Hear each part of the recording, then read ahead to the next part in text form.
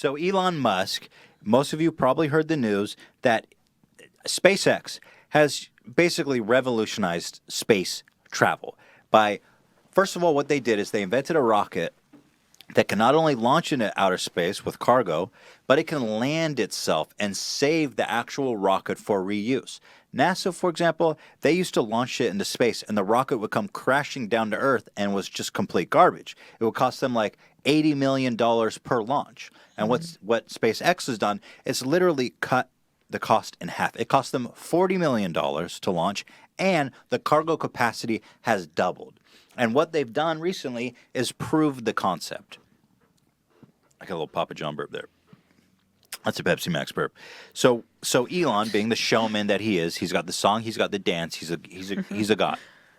He took his original Roadster, which was the first generation of Tesla cars, which is an extremely heavy car, and put it in this rocket with a rocket man in a spacesuit in the driver's seat and webcams and shot it into space.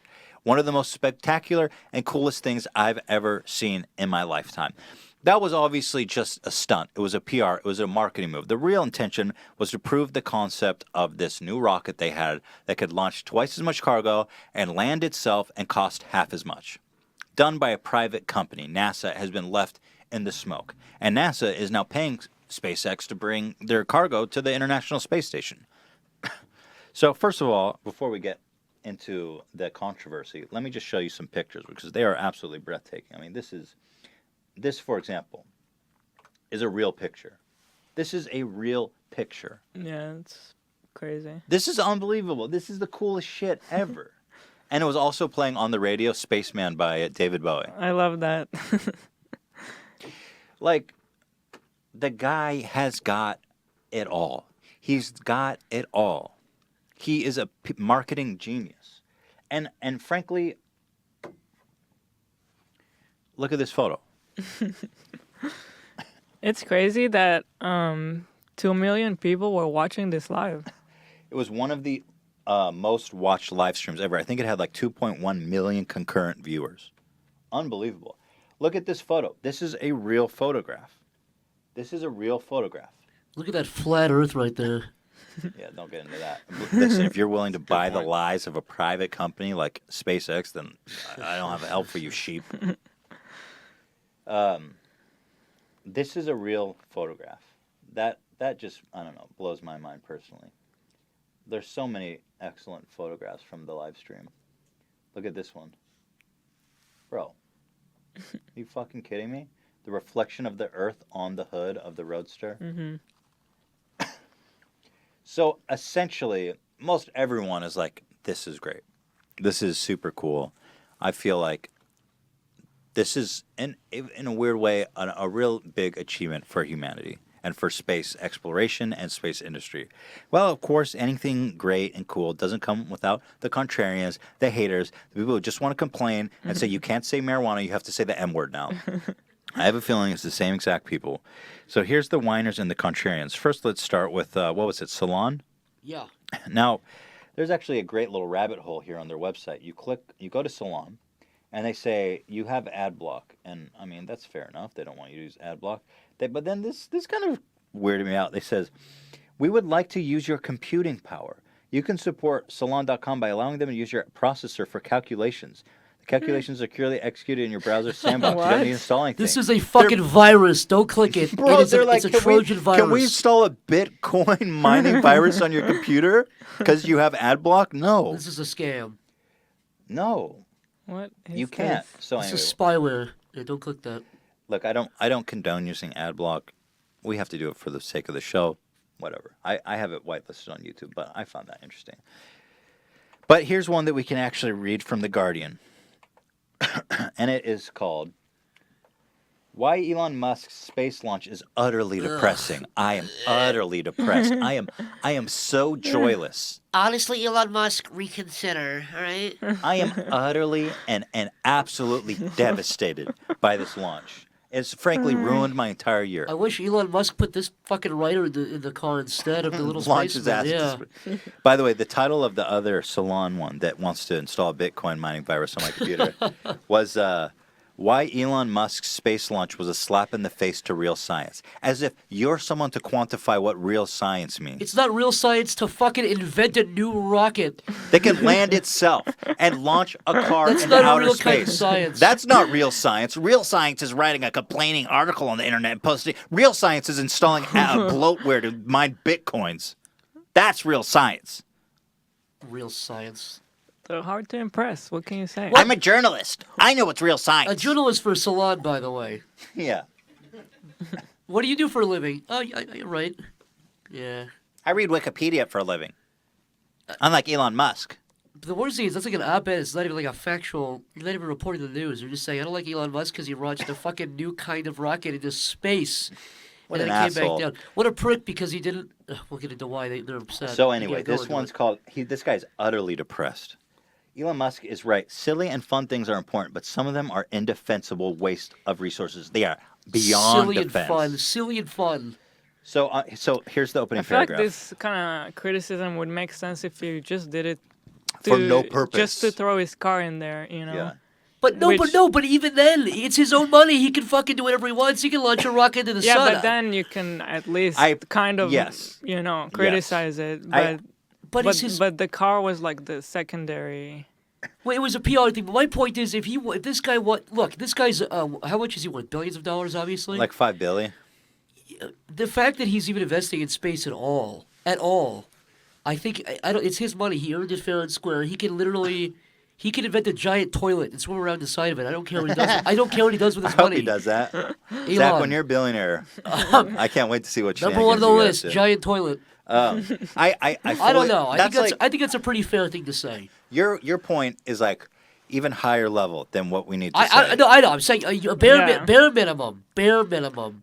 So you have that defense. Right. Second of all, he's testing the concept. He had to put something there. This person says, on Wednesday, two things happened. In Syria, 80 people were killed by the government airstrikes. Meanwhile, in Florida, Elon Musk fired a sports car into space. Guess which story has dominated mainstream media news sites? Of course his did! It's way more remarkable. I'm sorry to say, but people die in Syria a lot. There's a lot of saturation of stories like that, and a car's only ever been launched into space one time. And it's a pretty incredible feat. Why should he not have any more airtime? Like, I'm not trying to trivialize the deaths of people in Syria, but what? Just because one dude's starving, like I had a friend. He says, "Oh, there's a famine in Uganda, and he's launching cars into space." Just because some dude in Uganda doesn't have a sandwich doesn't mean that Elon Musk can't simultaneously launch advanced space exploration. I'm sorry that advancing the human race and also not feeding everybody is not good enough for you. I'm sorry. I'm really they're broken not about mutually exclusive. Like Elon Musk doesn't need to worry about feeding people in Uganda before he launches a car into space. That's not how collective minds work. that. Also, on a bare level, this guy's made PayPal. He fucking Tesla. I mean, the Hyperloop, SpaceX. This guy's one of the most accomplished human beings. I know he gets a lot of patting on the back online, but he deserves it. I think He gets a lot of shit too. he gets a lot of shit too. contrarians But like my this. point is, if you're responsible for that many amazing things, what the fuck does that have to do with people getting airstriked in Syria? They're not related. Are we not supposed to celebrate anything? But No. this person's No. Elon Musk had an incredible achievement. Once in we've never seen anything like it before. The most exciting thing since people landed and walked on the moon. Are we not allowed to celebrate anything? Simultaneously, 80 people died in Syria. Let's just fucking be sad and depressed all the time. Let's not celebrate everything. When there's one tragedy anywhere on the planet, we need to obsess with that and never have any joy in our lives. And by the way, how many people were dying on Earth when the moon landing happened in 1969? Well, you know what? That was just and the moonwalking was a slap in the face to real science everywhere, Zach. And please, the M word. Moon is offensive to the Chinese who built the railroad, who made moving the parts on the shuttle possible. The M word. Okay. It's all true. 100%. I feel like you could trace the roots back of anything enough to oppression. It's like, yeah, dude, before the 1920s, everything was built by just throwing minorities suffering at shit. Don't say train. Chinese built the tracks back then. It's very racist. It's basically the same thing. Which one's more remarkable? The biggest thing to happen in space exploration since the fucking 90s, or people being airstriked in Syria, which has been happening for the last 10 years. So what? It's not a point. And another point that I saw was like he could have launched a bunch of little satellites into orbit. He could have asked NASA, and they would have given him a bunch of little satellites to monitor weather. It's like cool, that could have done one thing, but he could have also had like the greatest media PR stunt of all freaking time. Guess people are looking at pictures of space. They're interested in space exploration. It's everybody's talking about SpaceX. It's brilliant. Now Jeff Bezos from Amazon also has a space company called love this. Blue Origin.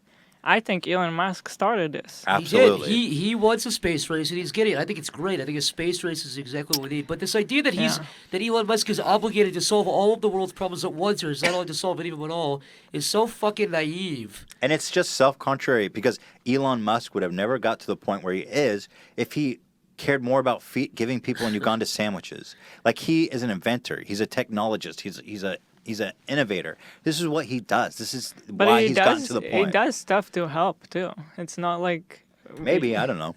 But he's not obligated to. That's what I'm saying. He's not obligated. It's his own money. He got rich off his own genius. He didn't inherit anything, to my knowledge.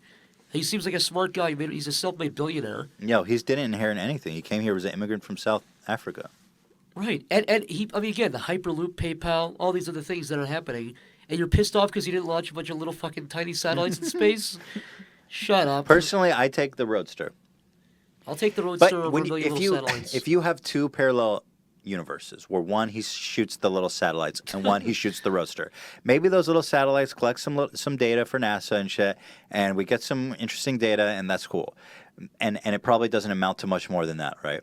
And then maybe the Roadster leads to Jeff Bezos and another billionaire and other governments entering a new space race to try to cut down on the cost because SpaceX now has a monopoly on sending cargo to space because it's so much cheaper. And all the governments in all the world are paying SpaceX. So China's all of a sudden, or Jeff Bezos is like, hey, I want to compete with this space. And they start building shit and it gets cheaper. And all of a sudden, you've got all this fucking infrastructure in space. You've got all this stuff invested in space. And then let's say in 50 years, a meteorite comes plunging towards the Earth. And all of a sudden, because of his fucking Roadster in space, we've got all this shit in outer space from this highly developed business. And we're able to divert its trajectory because of all the space stations and shit we have in space. And it literally avoids the extinction of humanity because of the space race Elon started. And meanwhile, all these fucking satellites floating around are floating around the rubble of a destroyed, ruined planet Earth because you are so excited and pathetically enraged that you dared to question the will of Elon Musk. You pathetic fool.